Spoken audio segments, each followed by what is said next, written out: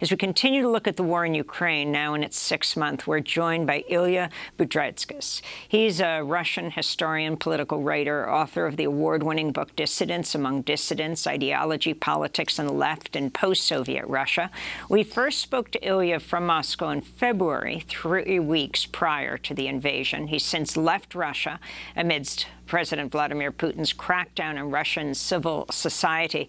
Ilya Budraitskis, if you can talk about why you left and what do you think will end this war? And specifically, as we talked to Oksana about Ukrainian and Russian society response, your understanding of what Russians are feeling now. So, hello, thank you for having me here.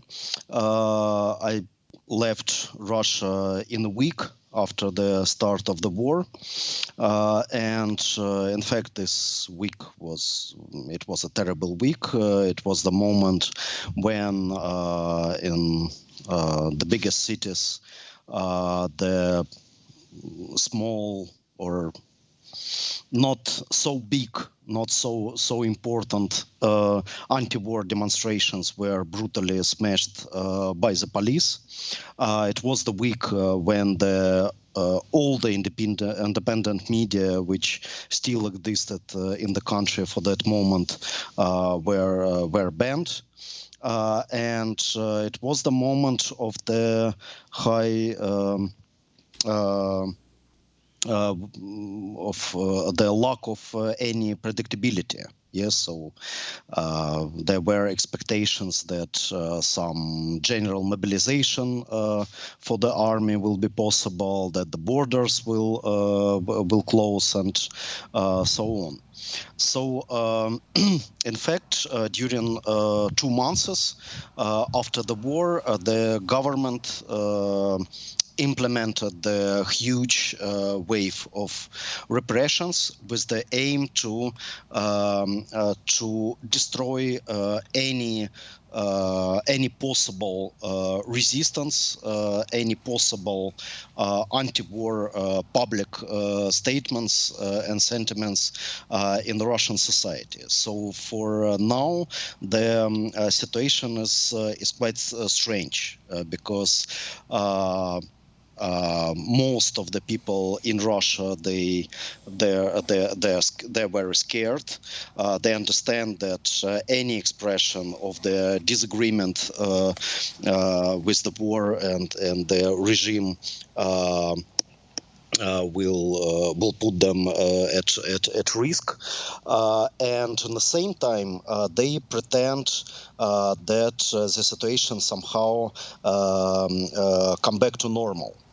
Because there was not such a huge decrease of the Russian economy as it was predicted in the beginning of the war, and also because it is just very kind of conformist way of life that is very general for the modern societies, but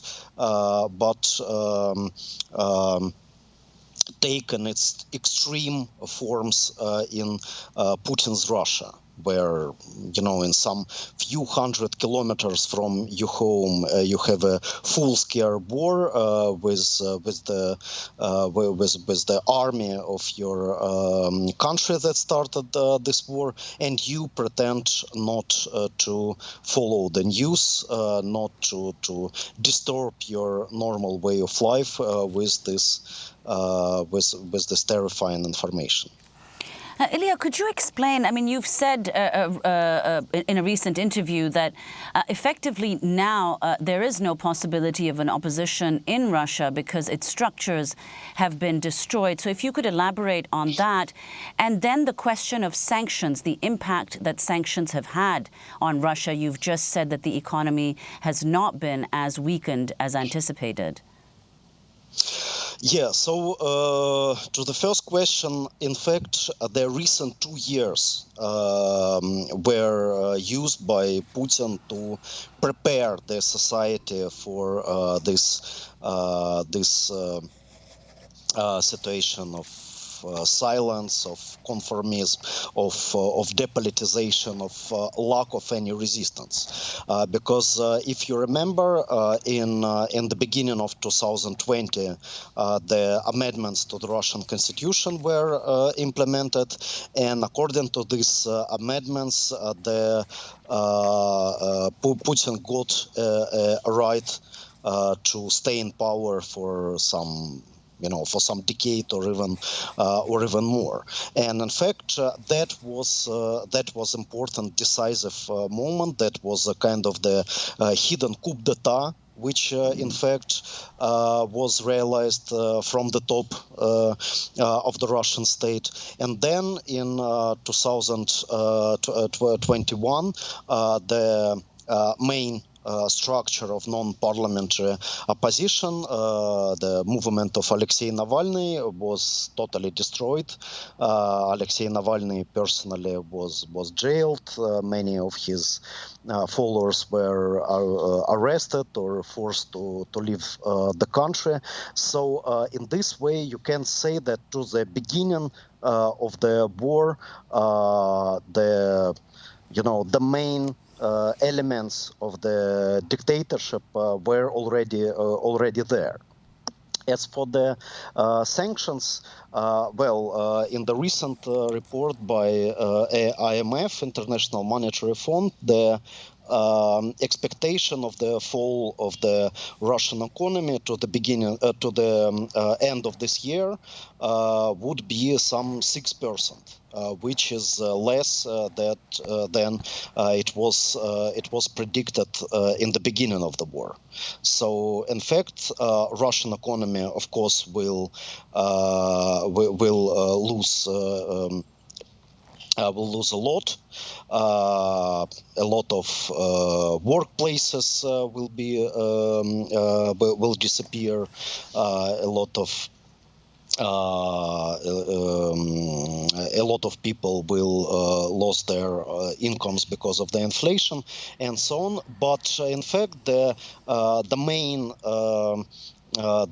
elements of the stability of the Russian economy, they are still on the place. That's the export of gas and oil, and we know that the gas prices now are, jumped, and they're as high as never before in the recent decades.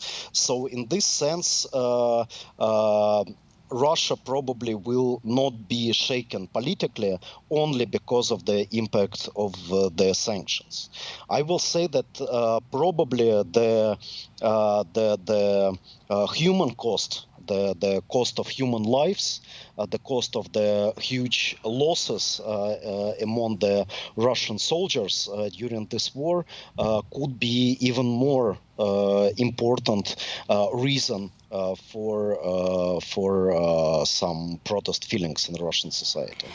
Ilya, finally, now we see Russian Foreign Minister Sergei Lavrov has been in Africa meeting heads of state, trying to establish that Russia has not been entirely globally isolated. Now, you've drawn a distinction between the Soviet Union of the Cold War period and Russia today, saying, quote, "During the Cold War, it could at least be said that the Soviet bloc, for all its obvious faults, was a bearer of ideas of social liberation and anti-colonial struggle. Today, we see the choice between the reactionary NATO bloc and the even more reactionary potential Russia-China bloc." So could you talk about that specifically with respect to this visit of Lavrov, in which he is invoking this old Soviet tendency or reputation for supporting anti-colonial struggles in the countries where he is now, where he's been visiting? Yeah, you're very true. That you're very right that Putin, Lavrov, and the Russian regime in general are trying to promote this kind of anti-colonial rhetorics for now. So even before Putin made a speech where he said that You have a so-called golden billion, which rule the earth and which provide some kind of unjust, unequal relations between the developed countries and the West. And the aim of Russian military operation in Ukraine is to change this domination of the West.